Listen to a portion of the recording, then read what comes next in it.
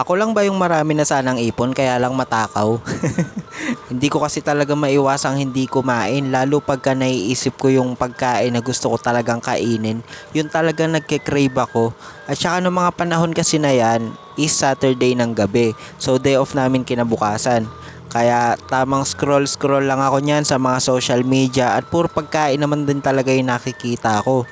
Kaya ayun, no choice. Hindi ko na kasi maaantay na magliwanag pa bago ako tuluyang kumain.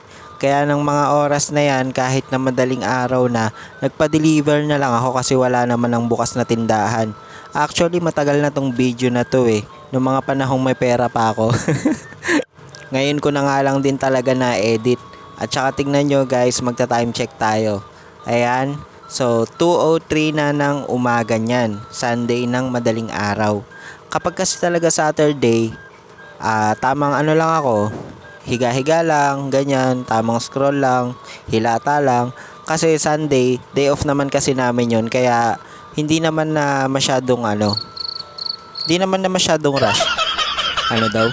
So, yun nga, wala lang kasi pag Sunday kinabukasan, susulitin na lang yung day off, 'di ba? Puyat lang ng konti. Basta, sorry na agad kung mapapanood mo to ng gabi o madaling araw. Wala akong magagawa kasi nag-crave talaga ako eh. Yung tipong mula noon hanggang ngayon, napakagulo ko talaga mag voice over. Tapos naalala ko nga dati nung bata pa ako, nung wala pa akong trabaho, nung tipong nag-aaral pa lang ako, grabe talagang kapag meron kaming kapitbahay na nangangamoy yung Jollibee sa bahay, ay nako, sabi ko sa sarili ko, pag ako nagkatrabaho, bibili talaga ako ng Jollibee sa oras na gustuhin ko. Kaya lang pagkatapos ko nang kumain, alam mo yun, marirealize mo na sana hindi na lang pala ako nag-Jollibee. Kasi kinabukasan sardinas na lang ulit. Ewan ko ba bakit ganun ako? Yung tipong gustong gusto ko siyang bibilhin o makain, tapos pagkatapos na wala na, manghihinayang na ako. Pero at least ang mahalaga is nakuha mo yung gusto mo. At saka pinaghirapan mo naman yan, pinagtrabahuhan mo naman. Kaya wag mong panghihinayangan yung mga bagay na kahit na medyo mabigat, basta nakuha mo is worth it naman. Di ko na talaga alam yung sasabihin ko. Kasi alam nyo guys, yung buhay parang ano lang yan, parang dahon. Kapag kasi yung dahon nahulog sa puno, ibig sabihin, tutubo ulit yung panibagong dahon sa puno.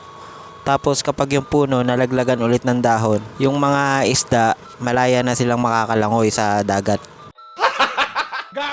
So yun lang guys, kita-kits sa bulol pa rin. So yun lang guys, kita-kita ulit tayo sa susunod na video. Kung nagugutom ka, huwag ka magtipid, kumain ka. Yun lang guys, spread love, no hate. Bye bye.